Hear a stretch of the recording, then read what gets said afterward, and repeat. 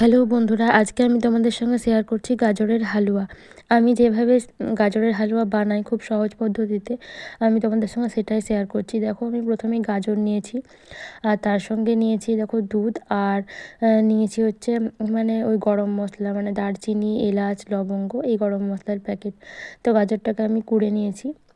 দেখো, ওই কুড়নিটা নিয়েছিলাম, আমি কুড়নিটা দিয়ে গাজরটাকে কুড়ে নিয়েছি, তাহলে খুব ভালোভাবে গাজরটা তাড়াতাড়ি সেদ্ধ হয়ে যায়। এখানে তোমরা ঘিও ব্যবহার করতে পারো, আমি এখানে সাদা তেল দিয়ে ব্যবহার করেছি। অনেকের ঘি খেলে সমস্যা হয়, তো ওই জন্য আমি ঘি ব্যবহার করিনি। তোমাদের যাদের অসুবিধা না থাকে তাহলে তোমরা ঘি ব্যবহার করতে পারো এখানে সাদা তেলের পরিবর্তে। আমি সাদা তেলটাই ব্যবহার করেছি। তারপর দেখো, একটা তেজপাতাকে আমি ভেঙে দিয়ে দিয়েছি। আর সাদা তেলের পরিমাণটা অল্পই দিয়েছি, কারণ খুব বেশি তেল বা ঘিয়ের প্রয়োজন হয় না। তারপর এখানে দেখো গাজরটাকে দিয়ে দিয়েছি, যে গাজরটা আমি কুড়ে নিয়েছিলাম। আর গাজরগুলো কাটার সময় অবশ্যই ধুয়ে নেবে, কারণ পরে আর মানে ধোয়া হয় নাই কোড়ার পর। তো ভালো করে আগে ধুয়ে তারপরে মানে কুড়ে নেবে। তো গাজরটাকে দেখো আমি একটু হালকা নাড়াচাড়া করে নিচ্ছি। তো গাজরটাকে আর অল্প একটু লবণ দিয়ে দিলাম, সামান্য অল্প, এটা তো মিষ্টি খেতে হবে, তো সামান্য অল্প একটু নুন দিয়ে দিলাম। দিয়ে তারপর গাজরটাকে ভালো করে নাড়াচাড়া করে নিচ্ছি ওই তেলটা দিয়ে, মানে হালকা হালকা ভাজা ভাজার মতো নাড়াচাড়া করে নিচ্ছি। তারপর দেখো, আমি এখানে দুধ নিয়েছিলাম আমুলের, তো সেই আমুলের লিকুইড যে দুধটা হয় ওটা দিয়ে দিচ্ছি এখন। তো দুধ দেওয়ার পর এটাকে এখন ভালো করে মিশিয়ে নেব। আর আমি এখানে প্রথমে দুধ দিয়েছিলাম, আমি 2 প্যাকেট দুধ নিয়ে এসেছিলাম, বড় প্যাকেট নয়, ওগুলো ছোটো প্যাকেট, কত এমএল ঠিক মনে পড়ছে না, তবে ছোটো প্যাকেটে নিয়ে এসেছিলাম। তোমরা যেমন গাজর ব্যবহার করবে সেরকম দুধটাও ব্যবহার করবে, খুব দুধ দেওয়ার প্রয়োজন নেই, কারণ ঠিক সেদ্ধ হয়ে যাবে। তবে এটাকে দুধেই সেদ্ধ করব।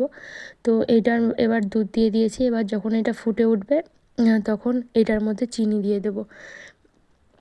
যেহেতু এটা মিষ্টি খেতে হয় তার জন্য চিনি দিয়ে দিচ্ছি।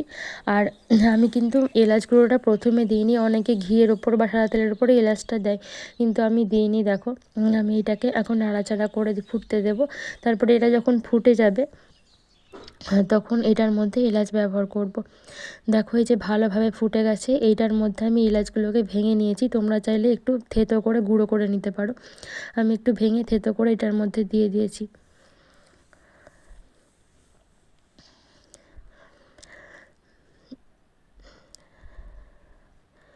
এবার দেখো, এটা ভালোভাবে একদম ফুটে গেছে, আর এই যে হালকা হালকা একটু দুধ ভাব আছে, এই রকম অবস্থাতে এটাকে নামিয়ে নিতে হবে, কারণ খুব বেশি যদি দুধটা মেরে ফেলি তাহলে একদমই শুকনো শুকনো হয়ে যাবে, মানে দুধ ভাবটা থাকবেই না। তার জন্য এই হালকা হালকা দেখো এখন যে দুধটা আছে এই অবস্থাতেই এটাকে এখন নামিয়ে নেব। আর গাজরটাও ভালোভাবে সিদ্ধ হয়ে গেছে, আর চেক করলাম মিষ্টিও হয়ে গেছে। তোমরা একটু চেক করে নেবে, কেমন মিষ্টি খাবে সেই অনুযায়ী মিষ্টি দেবে, তবে এটা একটু মিষ্টিই হয় খেতে, যেহেতু গাজরের হালুয়া একটু মিষ্টি হয়। আর এই দেখো, আমি এখন নামিয়ে নিয়েছি। আর আমি গরমেই শেয়ার করলাম তোমাদের সঙ্গে, ঠান্ডা যখন হয়ে যাবে তখন একদমই দুধটা টেনে যাবে, আর খেতেও খুব টেস্ট হয়।